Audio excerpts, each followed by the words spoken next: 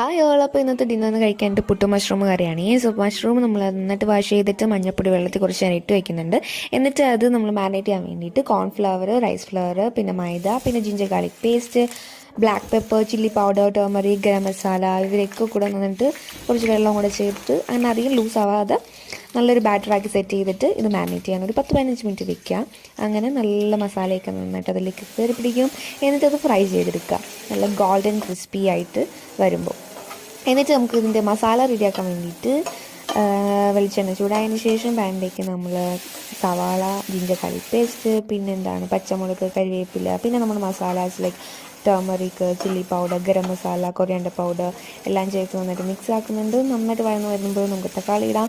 തക്കാളി ഇട്ട് വീണ്ടും നന്നായി വഴന്ന് വരുമ്പോൾ നമുക്ക് ക്യാപ്സിക്കം ഇടാം. എന്നിട്ട് വെള്ളം ചേർത്ത് നന്നായിട്ട് മിക്സ് ചെയ്ത് കഴിയുമ്പോഴത്തേക്കും അതിലേക്ക് നമ്മൾ നേരത്തെ ഫ്രൈ ചെയ്ത് വെച്ചിട്ടുള്ള മഷ്റൂം ആഡ് ചെയ്ത് കൊടുക്കുകയാണ്. അതും നന്നായിട്ട് വറ്റി വരുമ്പോഴത്തേക്കും നമുക്ക് നമ്മുടെ പുട്ടുമായിട്ട് കഴിക്കാവുന്നതാണ്. സോ നല്ല ടേസ്റ്റാണ് കേട്ടോ. പിന്നെ ഭയങ്കര നല്ല സ്പൈസി ആൻഡ് അടിപൊളിയായിരുന്നു. പിന്നെ അവസാനം ആ മല്ലിയിലയുടെ ഫ്ലേവറൊക്കെ വന്നിട്ട് നല്ല ടേസ്റ്റ് ഉണ്ടായിരുന്നു.